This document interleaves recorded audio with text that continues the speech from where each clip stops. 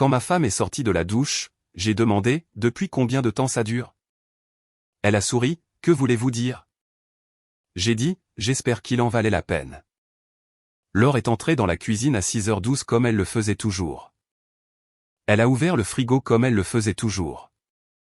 Et puis, sans me regarder, elle a dit « Ne m'attends pas mardi. J'ai un truc tardif. » Pas « Le travail a duré tard. » Pas « Nous avons un client. » Juste un truc. J'étais debout au comptoir, alignant les enveloppes de demain, service public, impôts fonciers, les cotisations de gym, parce que c'est ce que je fais. Ordre, système, clé sur le crochet, facture payée en avance. La maison à l'ouest de Lyon fonctionnant comme un horaire, pas comme une humeur. J'ai regardé Laure. Elle regardait déjà son téléphone, pas en train de texter, juste le tenant comme si c'était un passeport. Un truc tardif, ai-je répété. Laure a haussé les épaules comme si j'avais demandé la couleur du ciel. Oui, mardi, ai-je dit. Le même mardi que mardi dernier. Elle a finalement levé les yeux, m'a donné ce demi-sourire qui n'est pas chaleureux. Étienne, détends-toi. Tout n'a pas besoin de ton cerveau de tableur. J'ai laissé le silence s'installer une seconde. Je n'ai pas élevé la voix, je n'en avais pas besoin. J'ai juste regardé Laure glisser devant moi, frôler la cafetière et se diriger vers le couloir. Puis je l'ai vue. Un nouveau parfum, aigu, pas ses affaires douces et propres habituelles. Celui-ci avait un côté tranchant, comme si elle voulait être remarquée de l'autre bout d'une pièce. Je suis resté là avec mes enveloppes et j'ai écouté la porte de sa chambre se refermer. Si j'avais su où ça menait, j'aurais agi plus vite et parlé moins. Parce qu'avec Laure, les mots étaient toujours du bruit. Le schéma était la vérité. Et ce truc du mardi n'était pas le début. C'était juste la première fois qu'elle arrêtait de prétendre que je méritais une véritable explication. Le lendemain, Sophie s'est présentée à mon travail à l'heure du déjeuner, ce qui était inhabituel. Sophie n'est pas du genre à passer au bureau à moins que quelque chose ne cloche. Elle est dans notre cercle depuis toujours, les Thanksgiving, les barbecues du 4 juillet, ces dîners ennuyeux en double rendez-vous où tout le monde se dispute sur l'endroit où manger comme si c'était une grande décision de vie. Sophie est la personne rare qui peut parler alors sans lui baiser l'anneau et me parler sans agir comme si j'étais l'ennemi. Elle n'est pas loyale au drame. Elle est loyale aux faits. Elle s'est penchée dans l'encadrement de ma porte avec un café à emporter à la main et un regard qui disait qu'elle avait hésité à venir. « Tu as une minute ?» a demandé Sophie. Je lui ai fait signe d'entrer. « Tu es là ? Ça veut dire que je suis soit en train de mourir, soit que tu es sur le point de me couper l'appétit. » Sophie a souri rapidement, puis son sourire a disparu. « Je suis passé chez vous hier. Laure était à la maison. J'ai gardé ma voix égale. » D'accord. Elle est différente, a dit Sophie. Pas dans le sens d'une nouvelle coupe de cheveux. Je me suis assis sur ma chaise. Différente, comment ? Sophie a regardé sa tasse comme si la réponse était imprimée sur le couvercle. Dans votre couloir, j'ai senti ce nouveau parfum. Fort, pas elle. Puis dans votre chambre, ne panique pas, je ne fouinais pas, il y avait une jupe sur la chaise. Serrée, courte, comme quelque chose dont elle aurait ri il y a 5 ans. Je n'ai pas bronché. Je n'ai pas demandé, pourquoi étais-tu dans ma chambre ? Parce que Sophie et Laure ont toujours été comme ça, amies avec une clé, amies qui plient la lessive l'une de l'autre quand la vie devient chargée. Sophie a continué. Elle ne l'a pas caché. Elle a juste dit, je mets à jour ma garde-robe, comme si elle parlait d'essuie-tout. J'ai hoché la tête une fois. Et tu me le dis parce que ça ne ressemblait pas à une mise à jour. Ça ressemblait à un changement de vitesse, a dit Sophie. Et j'ai vu un rouge à lèvres dans la salle de bain. Rouge vif. Laure ne met pas de rouge vif. J'ai fixé le coin de mon bureau où je garde un petit plateau en bois pour les trombones et les stylos. Ligne droite, bord droit, comme j'aime. Peut-être qu'elle a un moment de crise de la quarantaine, ai-je dit, calme. Sophie a secoué la tête. Ce n'est pas juste ça. Elle se prépare comme si elle allait quelque part où elle veut être vue. Je n'ai pas répondu tout de suite. J'ai ouvert mon calendrier sur l'ordinateur parce que c'est comme ça que mon cerveau respire, date, heure, schéma. Mardi. Mardi.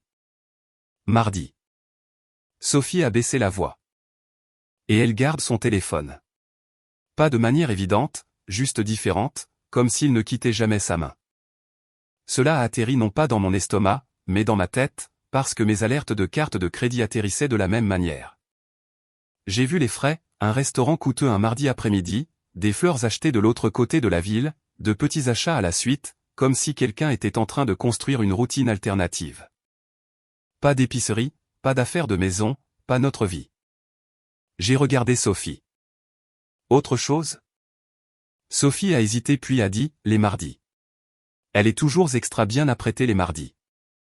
J'ai donné une courte expiration au pas de panique, de confirmation. Merci, lui ai-je dit. C'est tout ce dont j'avais besoin. Les sourcils de Sophie se sont levés. Étienne, ça va? J'ai croisé son regard. Je ne vais rien faire de stupide. Je vais faire quelque chose de propre. Sophie n'a pas insisté. C'est pourquoi il vaut la peine de la garder dans les parages. Elle a juste hoché la tête et dit, si tu as besoin de moi, je suis là. Je ne prends pas parti, mais je ne mens pas non plus. Quand elle est partie, je suis resté assis là pendant une minute complète sans rien faire. Ensuite, j'ai ouvert mon application bancaire et j'ai vérifié le dernier mois à nouveau. Même jour, même rythme. Les gens pensent que la trahison commence par une scène dramatique. Pour moi, elle a commencé par un schéma du mardi et une amie commune qui n'avait pas peur de dire la vérité. Et cet après-midi-là, j'ai fait mon premier pas avant même que Laure ne sache que nous jouions à un jeu différent. Je ne l'ai pas confrontée. Je n'ai pas exigé son téléphone. Je n'ai pas fouillé comme un adolescent. J'ai conduit jusqu'au bureau d'un avocat dans une bande de bâtiments près de Dufour, le genre d'endroit qui sent le papier de photocopieuse et les décisions discrètes. Je me suis assis, j'ai exposé notre situation comme un plan de projet et j'ai dit, je veux que tout soit préparé. Accord de séparation, accord post-conjugal, le paquet complet. Je ne suis pas ici pour argumenter. Je suis ici pour me protéger. L'avocat m'a étudié pendant une seconde comme s'il essayait de déterminer si j'étais en colère. Je n'étais pas en colère. Pas encore. J'étais lucide. D'accord, a-t-il dit. Nous allons rédiger. Vous examinerez. Vous déciderez de ce que vous voulez présenter. J'ai hoché la tête. Bien. Au moment où je suis rentré à la maison, j'avais un dossier dans ma mallette et un sens très clair de mes limites. Laure était au-dessus de la cuisinière, remuant quelque chose qui sentait comme si ça sortait d'un pot et voulait se faire passer pour fait maison. Tu es en retard, a-t-elle dit sans lever les yeux. J'avais un rendez-vous, ai-je répondu, accrochant mes clés sur le crochet comme toujours. La routine ne s'arrête pas parce que quelqu'un d'autre dérape. Avec qui, a-t-elle demandé, décontracté mais vive. Je me suis lavé les mains. Un professionnel. Lorraine a donné un petit rire. Bien sûr, monsieur Mystère. Je me suis assis à la table, j'ai ouvert ma pile de courrier et j'ai commencé à trier. Tu veux savoir? Tu peux demander comme une adulte. Laure s'est tournée, cuillère à la main comme un pointeur. Tu agis bizarrement. Tu agis bizarrement. J'ai levé les yeux. Drôle. J'allais dire la même chose. Ses yeux se sont plissés. Et c'est parti. Non, c'est parti, ai-je dit. Juste une question. Pourquoi as-tu besoin d'un truc tardif tous les mardis, maintenant? La bouche de Laure s'est serrée. Parce que j'ai une vie. C'est nouveau pour moi, ai-je répliqué. Elle a claqué la cuillère dans la casserole plus fort que nécessaire. Tu n'as pas à m'interroger, Étienne. Je ne suis pas l'un de tes contes. Je me suis penché en arrière. Je ne vous interroge pas. J'écoute ce que vous choisissez de ne pas dire. Laure a marché jusqu'au frigo et l'a ouvert comme si c'était un bouclier. Tu es épuisé.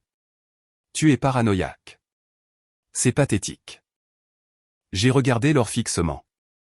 Ne me parle pas comme ça. Elle a ri à nouveau, et cette fois c'était méchant. Ou quoi? Tu vas coder ma liberté par couleur? Je me suis levé, j'ai pris mon assiette dans le placard et je l'ai posée sur la table. Ou je vais commencer à vivre comme si tu n'étais pas ma partenaire. Laure s'est figée pendant une demi-seconde. C'était la première fissure dans sa confiance. Puis elle a essayé de se reprendre. Oh, s'il te plaît. Tu ne saurais pas quoi faire sans moi. Je n'ai pas mordu. J'ai pris ma fourchette, me suis assis et j'ai mangé. La première règle que j'ai changée était simple. J'ai arrêté de courir après son attention comme si c'était un prix. J'ai gardé mon emploi du temps, mon gym, mon travail, mon sommeil. J'ai arrêté de demander où elle allait. J'ai commencé à observer. 2 jours plus tard, Laure est rentrée à la maison et m'a trouvé dans le garage en train de parcourir des bacs de rangement. « Qu'est-ce que tu fais » a-t-elle demandé comme si je réorganisais son air. « Inventaire » ai-je dit. « Je m'assure juste de savoir ce qui est à moi. » Le visage de Laure a tressailli. C'est dramatique. J'ai brandi un bac étiqueté « Étienne, outil ». C'est le contraire de dramatique. C'est moi qui suis clair. Elle s'est approchée, a baissé la voix. Tu rends cela bizarre sans raison. J'ai refermé le couvercle. Si tu veux que ce soit pas bizarre, arrête d'agir comme si tu gérais un deuxième calendrier. Les yeux de Laure ont lancé des éclairs. Tu ne m'appartiens pas. J'ai hoché la tête. Correct. Et tu n'as pas accès à moi si tu me traites comme si j'étais un meuble. Elle m'a dévisagé, puis s'est retournée et est rentrée à l'intérieur avec les épaules raides. Cette nuit-là, quelque chose d'étrange s'est produit, une illusion, si vous voulez le mot poli. Laure a frappé à la porte de mon bureau à domicile vers 9h30, tenant une tasse de thé. J'ai fait ça, a-t-elle dit, plus doucement qu'elle ne l'avait été depuis des semaines. J'ai regardé la tasse, puis elle. Depuis quand tu fais du thé? Elle a forcé un petit sourire. Depuis que je peux. Depuis que j'ai été grincheuse. Je n'ai pas bougé. C'est exact. Laure est entrée comme si elle était chez elle. Je suis désolé. Le travail a été stressant. Je ne devrais pas le prendre sur toi. J'ai gardé les yeux sur elle. Tu ne devrais pas. Elle a posé la tasse sur mon bureau, avec précaution, comme si elle plaçait une offre de paix. Pouvons-nous juste recommencer à zéro? J'ai laissé le silence s'étirer. Recommencer à zéro vers quoi? La mâchoire de Laure s'est serrée, mais elle a gardé la voix douce. Vers nous, vers la normale. J'ai hoché la tête une fois. La normale, c'est l'honnêteté. Ses yeux ont vacillé. Je suis honnête.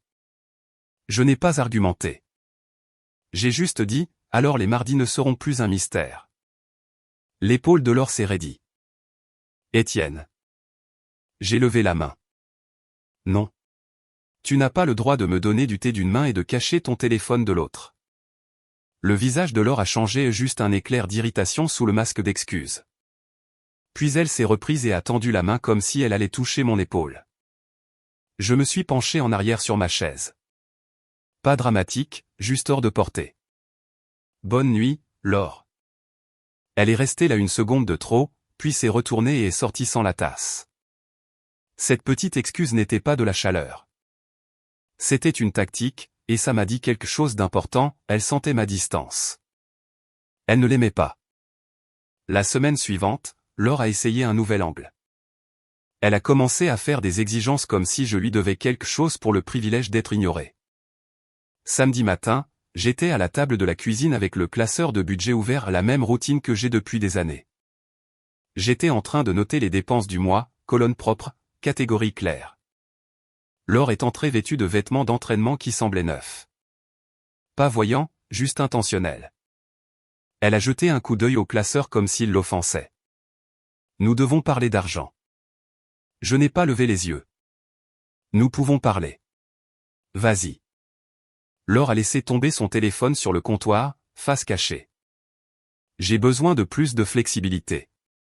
Je suis fatigué de demander la permission comme si j'étais une enfant. J'ai finalement croisé son regard. Tu n'as jamais demandé la permission. Tu as toujours eu accès. C'est différent. Laure a croisé les bras. Je veux mon propre compte. Ma propre carte. Sans question. J'ai fait un petit sourire. Pas amical. Tu as déjà ta propre carte.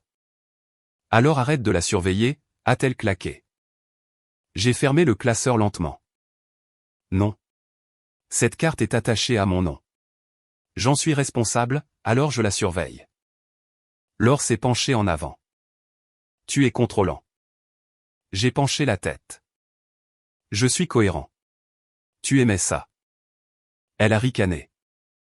Je pensais que ça voulait dire que tu t'inquiétais. Maintenant, j'ai juste l'impression que tu veux me piéger. J'ai hoché la tête comme si j'avais entendu une information utile. D'accord.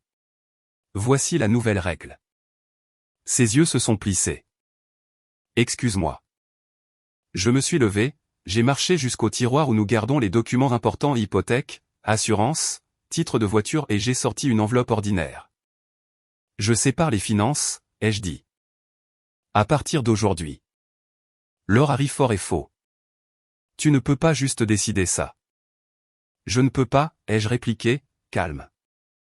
Je viens de le faire. Elle s'est approchée, la voix montant. Nous sommes mariés, Étienne. Et je ne finance pas une vie dont je ne fais pas partie, ai-je dit. Le visage de Laure a rougi. Tu me punis parce que je ne suis pas assise à la maison à t'attendre pour cocher des cases. J'ai pris mes clés. Tu veux l'indépendance? Tu l'auras. Tu veux la liberté? Tu la paieras. Sa voix est devenue vive. Où vas-tu? J'ai regardé l'horloge. Je vais rencontrer Marc à la quincaillerie. Nous réparons les escaliers de sa terrasse. Tu peux passer la matinée à établir ton budget. Les yeux de Laure se sont écarquillés comme si elle ne pouvait pas croire que je choisirais la terrasse d'un voisin plutôt que son argument. C'est ta réponse, a-t-elle exigé. J'ai souri finement. Non, c'est mon emploi du temps. Je suis sorti pendant qu'elle restait là, coincée entre la colère et l'incrédulité. C'était de l'initiative, pas une crise de colère, une nouvelle structure et cela a déclenché son prochain mouvement, le manque de respect public, parce qu'elle pensait pouvoir me ramener à la raison en me faisant honte. Dimanche après-midi, Sophie a organisé un petit barbecue. Rien de chic, chaise de jardin, assiette en carton bon marché, enfants qui courent partout. Vie française normale. Laure est arrivée portant à nouveau ce parfum aigu et une jupe serrée qui n'avait aucun sens pour un barbecue décontracté à Lyon. Elle avait l'air d'être habillée pour attirer l'attention, pas pour le confort. Sophie nous a accueillis avec un sourire prudent. Salut, contente que vous soyez venus. J'ai tendu un petit sac de croustilles. Merci de nous recevoir. Laure a embrassé la joue de Sophie et a murmuré quelque chose qui a fait s'estomper le sourire de Sophie. Nous étions là depuis 10 minutes quand Laure a commencé à taquiner. L'ami de Sophie, Drew célibataire, bruyant, toujours en train de plaisanter, m'a demandé, « Alors, Étienne, tu gères toujours ta maison comme une tour de contrôle d'aéroport ?»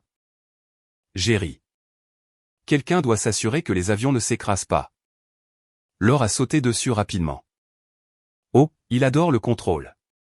C'est toute sa personnalité. J'ai tourné légèrement la tête. Laure? Elle a souri comme si elle était innocente. Quoi? C'est vrai. Drew a ri, mais c'était maladroit. Les yeux de Sophie ont fait des allers-retours entre nous. J'ai gardé mon ton léger mais ferme. Nous ne faisons pas ça ici. Le sourire de Laure s'est crispé. Faire quoi? Dire la vérité? Sophie est intervenue. Et, ne faisons pas ça. Laure l'a coupé. Non, Sophie, ça va. Étienne peut le supporter. Il est dur, n'est-ce pas? J'ai observé le visage de Laure. Elle ne plaisantait pas. Elle testait jusqu'où elle pouvait me pousser avec un public. Alors, je lui ai donné ce à quoi elle ne s'attendait pas, une limite en public, nette et calme. J'ai posé ma boisson sur la table de patio. Laure, ne parle pas de moi comme si j'étais ta blague. Ni ici, ni nulle part ailleurs. Ses yeux se sont écarquillés, puis se sont plissés. Waouh, très sensible. J'ai hoché la tête une fois. Appelle ça comme tu veux. C'est une règle. Drew a soudainement trouvé le grill très intéressant. Sophie a cessé de bouger comme si elle ne voulait pas manquer ce qui allait se passer. Laure a ri à nouveau, plus fort. Une règle. Écoutez-le. L'homme écrit des politiques matrimoniales maintenant. J'ai souri poliment comme si je parlais à un étranger. Et tu es sur le point d'apprendre ce qui se passe quand tu les enfreins. Le visage de Laure s'est crispé. Tu me menaces? Non, ai-je répondu. Je t'informe. Sophie a fait un pas vers nous. Laure, peut-être que tu devrais. Laure s'est tournée vers Sophie, la voix douce et vive en même temps. Oh, ne t'inquiète pas, Étienne adore les conférences. Il a probablement un classeur pour ça aussi.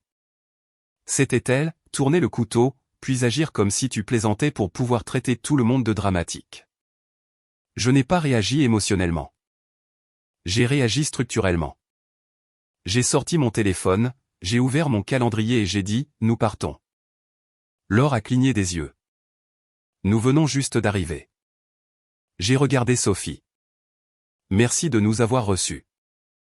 Sophie a hoché la tête lentement, les yeux fixés sur Laure. Oui, bien sûr. Laure m'a saisi le bras, assez fort pour faire valoir un point. Tu ne vas pas m'embarrasser comme ça. J'ai baissé les yeux sur sa main sur mon bras, puis je l'ai regardé à nouveau. Enlève ta main de moi. Elle a hésité, puis a lâché prise comme si elle avait touché quelque chose de chaud. Dans la voiture, Laure s'est retournée contre moi dès que les portes se sont fermées. Tu m'as humilié. J'ai démarré le moteur. Tu as essayé de m'humilier. J'ai mis fin à la scène. Tu agis comme une sorte de martyr, a-t-elle claqué. J'ai gardé les yeux sur la route. N'utilise pas ce ton. Ça ne marche pas. Laure s'est penchée en arrière, furieuse. Tu me punis parce que tu ne peux pas supporter que j'ai une vie. J'ai regardé Laure une fois. Non. Je modifie l'accès parce que tu ne me respectes pas. Elle est restée silencieuse un instant. Puis elle a essayé une approche plus douce, une autre illusion, mais pas encore complètement formée. Étienne, a-t-elle dit, la voix soudain plus calme. Tu me fais peur. J'ai ri une fois, court. Bien. Cela signifie que tu prêtes attention. Nous avons conduit le reste du chemin en silence. Cette nuit-là, je n'ai pas dormi à côté d'elle. J'ai pris un oreiller et je suis allé dans la chambre d'amis. Laure se tenait dans le couloir à me regarder. Sérieusement? Tu fais ça maintenant. J'ai posé l'oreiller. Je le fais parce que j'en ai fini de prétendre que tout va bien. Ses yeux sont devenus vifs. Alors, qu'est-ce que tu vas faire? Me jeter dehors? J'ai regardé Laure, stable. Je vais prendre des décisions. Tu peux t'adapter. J'ai fermé la porte de la chambre d'amis, pas comme un claquement dramatique, juste une fin nette à la conversation. Et c'est à ce moment-là que j'ai su que l'étape suivante arrivait parce que Laure ne tolère pas de perdre le contrôle tranquillement. Mardi est arrivé. Laure s'est levée tôt, habillée comme si elle allait sur une scène, pas au bureau. Cheveux faits, maquillage parfait, le parfum aigu à nouveau. J'étais au comptoir avec mon café, la regardant avec un calme concentré. Elle m'a regardé comme si j'étais un meuble. Ne commence pas. Je n'allais pas le faire, ai-je répondu. Je veux juste une chose. Les yeux de Laure se sont plissés. Quoi? Ton téléphone, ai-je dit. Elle a gelé. Absolument pas. J'ai hoché la tête. D'accord. Le menton de Laure s'est levé. D'accord, c'est tout? J'ai pris une gorgée de café. C'est tout. Je ne vais pas me battre avec toi pour l'avoir. Elle a semblé confuse une seconde, comme si elle s'était préparée à un combat et qu'on lui avait tendu une porte verrouillée à la place. Qu'est-ce que tu fais? A-t-elle exigé. J'ai posé ma tasse. Je m'assure que tu comprennes la nouvelle configuration. Tu as de la vie privée.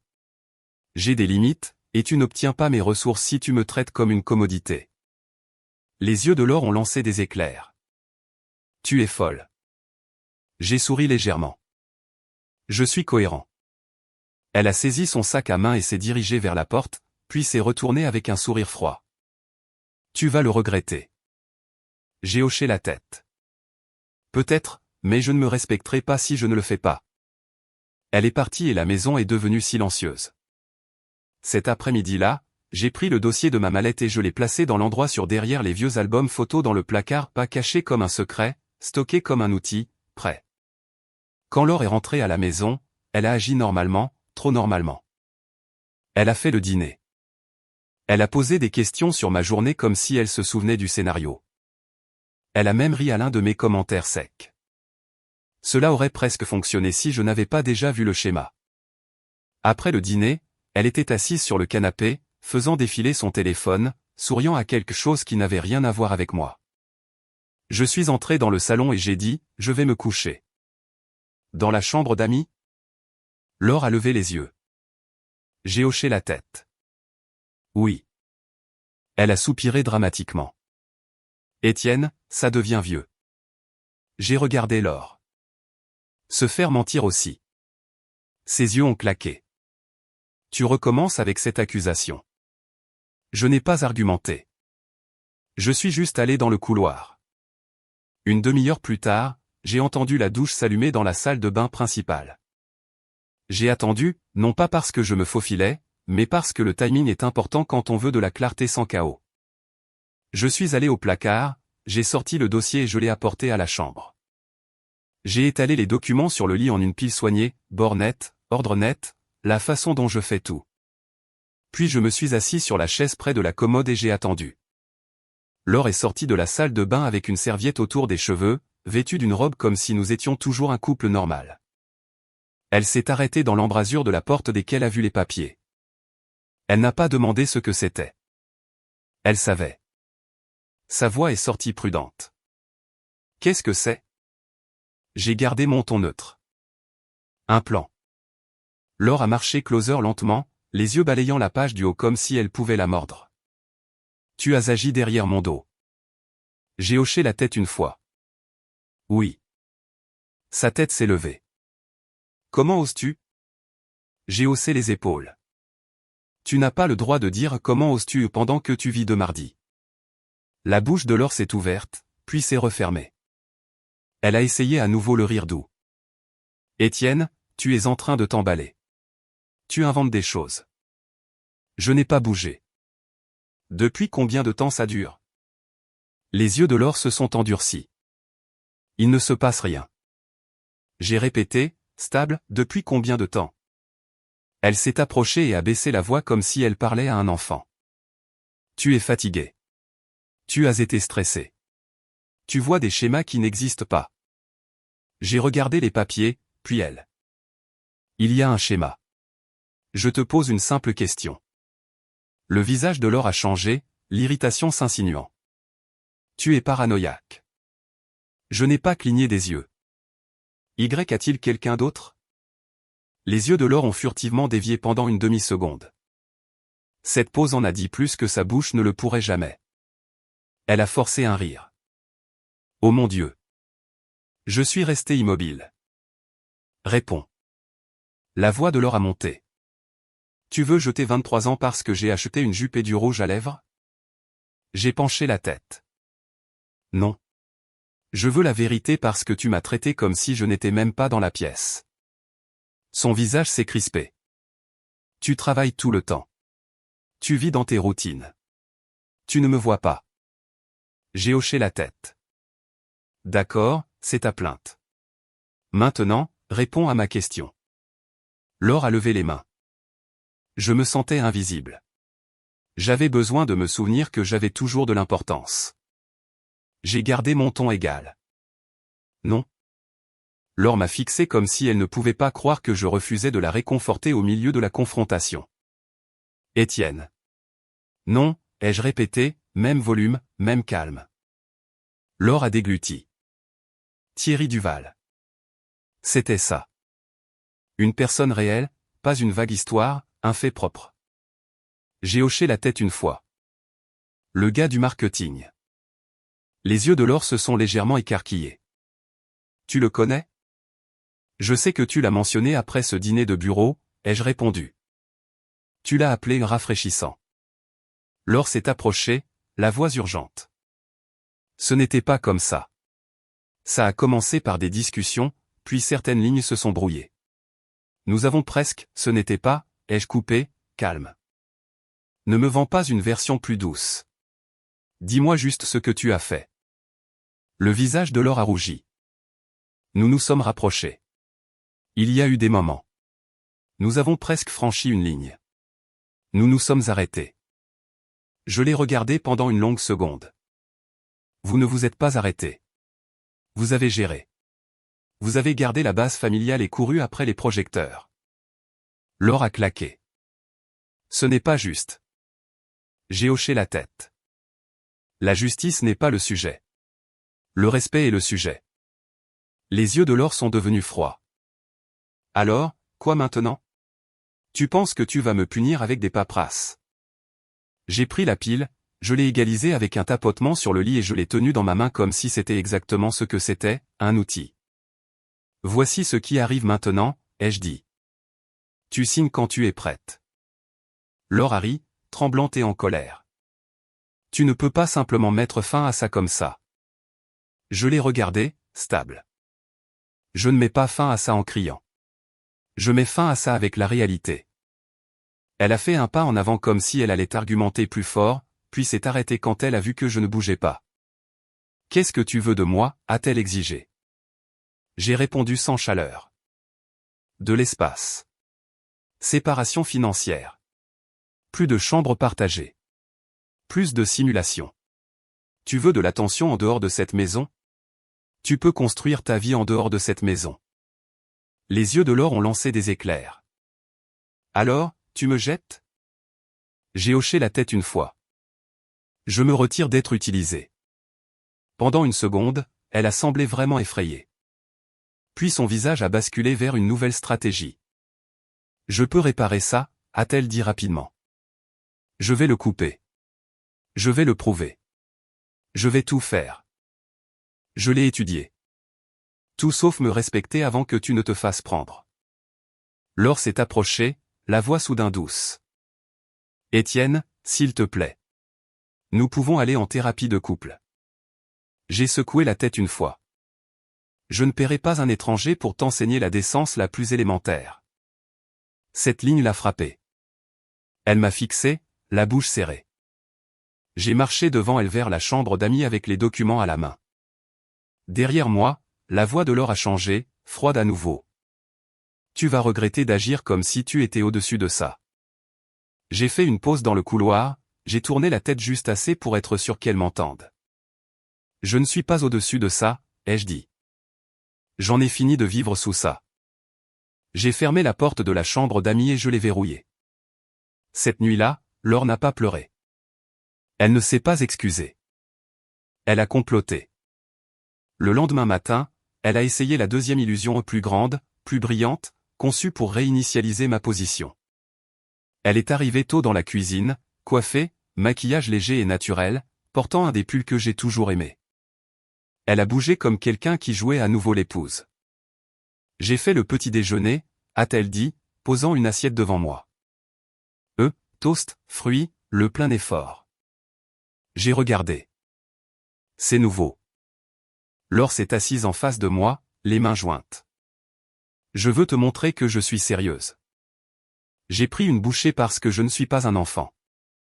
La nourriture ne change pas les faits. Ses yeux ont tenu les miens. J'ai dit à Thierry que c'était fini. J'ai hoché la tête. D'accord. Laure s'est penchée en avant. Je l'ai bloqué. J'ai supprimé les messages. J'ai levé un sourcil. Pratique. Elle a tressailli, puis s'est reprise. J'essaie. J'ai posé ma fourchette. Essayer serait arrivé avant. Tu avais besoin d'un filet de sécurité. Le visage de Laure s'est crispé. Tu es cruel. J'ai eu un petit rire. Cruel, c'est me faire financer ton secret coup de pouce de confiance. Elle a inhalé brusquement. Ce n'est pas ça. J'ai haussé les épaules. Ça y ressemblait. Ça se dépensait comme ça. Ça sentait comme ça. Laure a tendu la main sur la table comme si elle allait toucher ma main. S'il te plaît, ne jette pas notre vie. J'ai retiré ma main. Pas dramatique, juste clair. Notre vie a déjà été jetée. Je ne suis que celui qui nettoie. Sa voix est devenue plus douce, plus désespérée. Qu'est-ce que tu veux que je fasse? Je me suis levé, j'ai apporté mon assiette à l'évier et je l'ai rincée. Je veux que tu déménages dans la chambre d'amis. Je veux que tu aies ton propre compte. Je veux que tu arrêtes d'agir comme si tu pouvais charmer ton chemin hors des conséquences. Les yeux de Laure se sont remplis, mais son ton est devenu vif. Alors, tu veux me punir? J'ai coupé le robinet. Je veux une structure. Tu peux appeler ça punition si ça t'aide à dormir. Elle m'a regardé comme si elle voulait me haïr, mais elle voulait aussi retrouver le confort. Cet après-midi-là, elle a tenté une contre-attaque. Elle a appelé ma sœur Martine et l'a invitée à parler sans me le dire. Martine est arrivée à notre porte avec cet air de famille inquiète comme si elle entrait dans une crise. Laure l'a accueillie avec une fausse chaleur. Martine, merci d'être venue. Je suis entré dans le couloir, j'ai vu ma sœur, et j'ai immédiatement su que Laure essayait de recruter un témoin. Martine, ai-je dit, calme. Quoi de neuf? Martine a regardé entre nous. Laure a dit, vous deux avez des problèmes. La voix de Laure est devenue douce. Étienne prend des décisions extrêmes. Je m'inquiète pour lui. J'ai fait un petit sourire. Bien sûr que tu t'inquiètes. Martine a froncé les sourcils. Étienne, que se passe-t-il? Je n'ai pas mordu à l'hameçon. Je n'ai pas discuté devant ma sœur. J'ai juste établi une limite sur un territoire étranger à l'intérieur de ma propre maison. J'ai regardé Martine. Je vais bien, et je ne discute pas de mon mariage dans l'entrée. Laure est intervenue. Il essaie de me forcer à signer des documents. Les yeux de Martine se sont écarquillés. Des documents? J'ai hoché la tête une fois. Oui. Laure a sauté dessus rapidement. Il est paranoïaque. Il pense. J'ai levé la main. Arrête. Laure a gelé, agacée. J'ai regardé Martine à nouveau. Je t'aime, mais tu n'es pas un arbitre ici. Si tu es venu pour me soutenir, très bien. Si tu es venu pour me faire pression, tu peux partir. Martine a cligné des yeux. Étienne. J'ai gardé ma voix calme. Ce n'est pas un projet de groupe. Le visage de Laure s'est endurci. Tu vois, c'est ce que je subis. Son contrôle. J'ai regardé Laure. Ton contrôle est d'appeler ma famille pour me prendre au dépourvu. Les joues de Martine ont rougi. Laure, m'as-tu appelé parce que tu voulais que je le persuade de renoncer à quelque chose? Laure a hésité. Cette hésitation a fait le dommage. Martine a expiré. Oh, d'accord. Laure a claqué. Ne prends pas son parti. La voix de Martine est devenue ferme. Je ne prends pas parti. Je prends note, et cela semble manipulateur. Les yeux de Laure ont lancé des éclairs de colère. Waouh. Merci. J'ai ouvert la porte d'entrée. Martine, je t'appellerai plus tard. Laure, ça s'arrête maintenant. Laure a fixé la porte ouverte. Tu mets ta sœur à la porte? Je l'ai regardée. Non. Je mets fin à ta petite embuscade. Martine est sortie, m'a donné un regard qui disait qu'elle comprenait plus qu'elle ne le voulait, et est partie. Laure s'est retournée contre moi. Tu es froid. J'ai hoché la tête. Je suis clair. Elle a sifflé. Tu seras seul. J'ai souri légèrement. Mieux seul que non respecté. Cette nuit-là, Laure a essayé de revenir à l'affection comme si rien ne s'était passé. Elle a frappé à la porte de ma chambre d'amis dans une robe de soie qui n'était pas pour dormir. C'était pour persuader. Étienne, a-t-elle dit doucement à travers la porte. Pouvons-nous parler? Je l'ai ouverte juste assez pour la regarder. Non. Ses yeux se sont écarquillés. Tu vas sérieusement rejeter ta femme?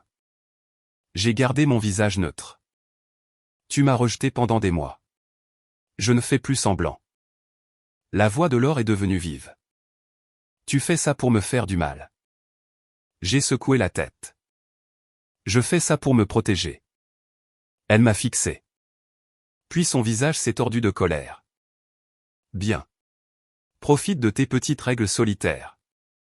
J'ai fermé la porte et juste à ce moment-là mon téléphone a vibré. C'était un message de Sophie. Tu devrais savoir quelque chose. J'ai vu la voiture de Laure aujourd'hui près du centre-ville à l'heure du déjeuner. Schéma du mardi. Elle n'était pas seule. Ce fut le tournant fatal. Pas une théorie, pas une intuition, un repérage.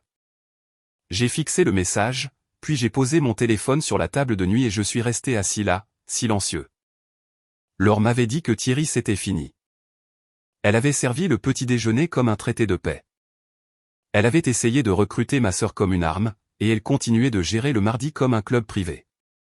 Le matin, je n'ai pas argumenté. Je n'ai pas demandé son téléphone. Je n'ai pas demandé d'explication. J'ai agi.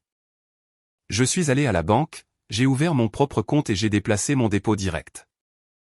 J'ai changé chaque paiement automatique qui sortait de notre compte pour qu'il sorte du mien, à l'exception de l'hypothèque et des services publics, parce que je ne suis pas intéressé par le chaos.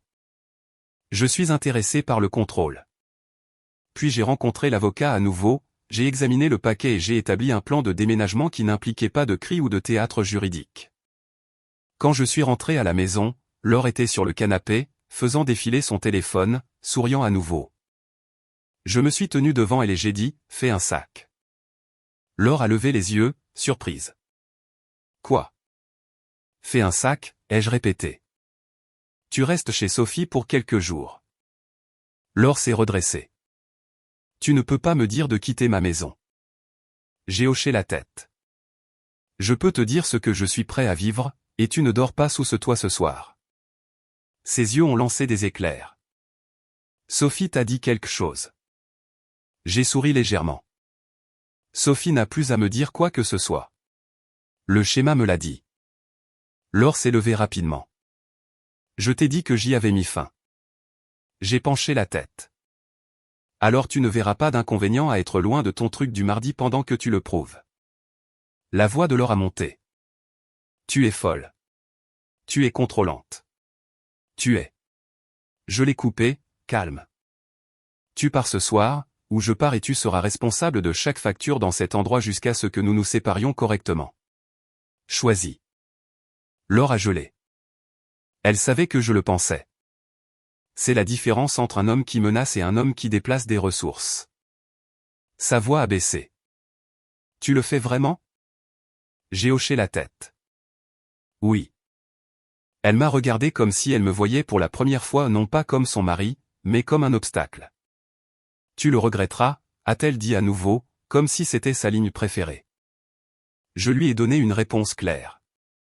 Non, tu le regretteras. Le visage de Laure s'est endurci.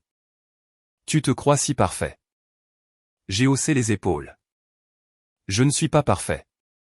Je suis juste pas disponible. Elle a ouvert la bouche pour dire autre chose, puis s'est arrêtée. Ses yeux ont furtivement dévié vers le couloir, vers les chambres, vers le confort qu'elle utilisait comme plan de secours. Elle est allée faire son sac.